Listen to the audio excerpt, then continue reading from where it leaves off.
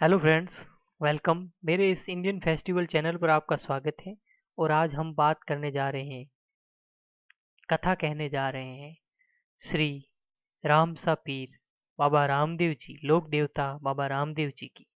आइए उनकी जानते हैं, उनकी कथा।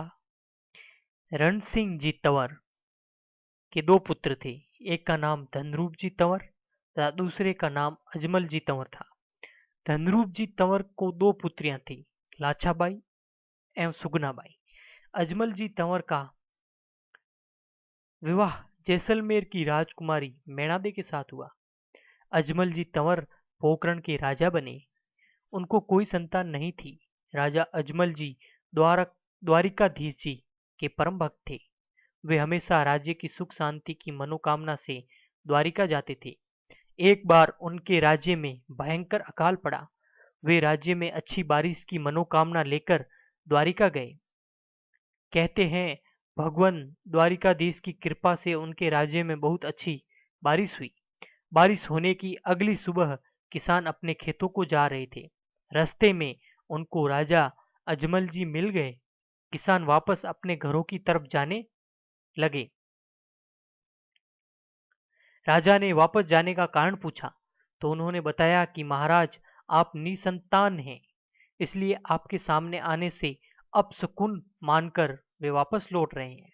राजा को यह सुनकर बहुत दुख हुआ, लेकिन अजमल जी ने किसानों को कुछ नहीं कहा। वे वापस घर आ गए और काफी निराश हुए।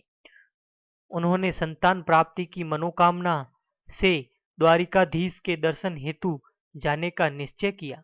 वे भगवान द्वारिकाधीश के प्रसाद हेतु लड्डू लेकर गए।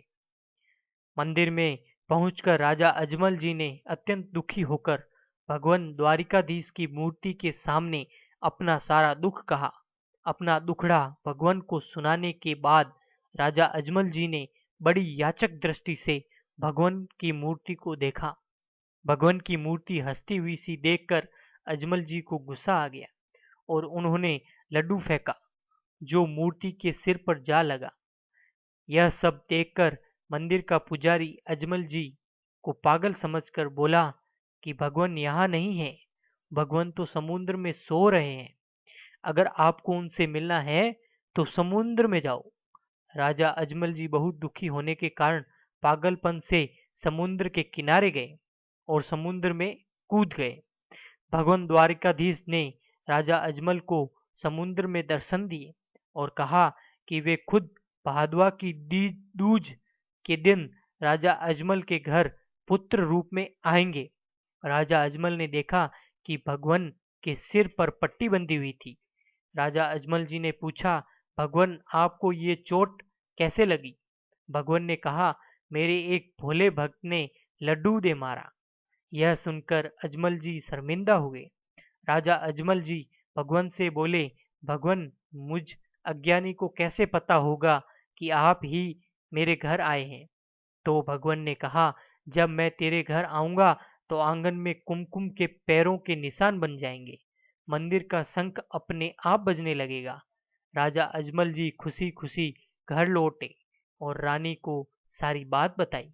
कुछ दिन बाद राजा अजमल के घर लड़का हुआ और उसी समय राजा अजमल जी के आंगन में कुमकुम के पैरों के निशान हुए। मंदिर का शंख भी बजा और भी कई चमत्कार हुए। उस समय भगवान ने अपना पर्चा दिया। भगवान के कहे अनुसार ही भादवा की दूज के दिन भगवान द्वारिकाधीश ने राजा अजमल के यहाँ जन्म लिया, जिनका नाम रामदेव के रूप में, रामदेव अवतार के रूप में प्रसिद्ध हुआ। यह थी बाबारी, जय बाबारी, रामसा पीर री, बाबा रामदेव जी री कहानी।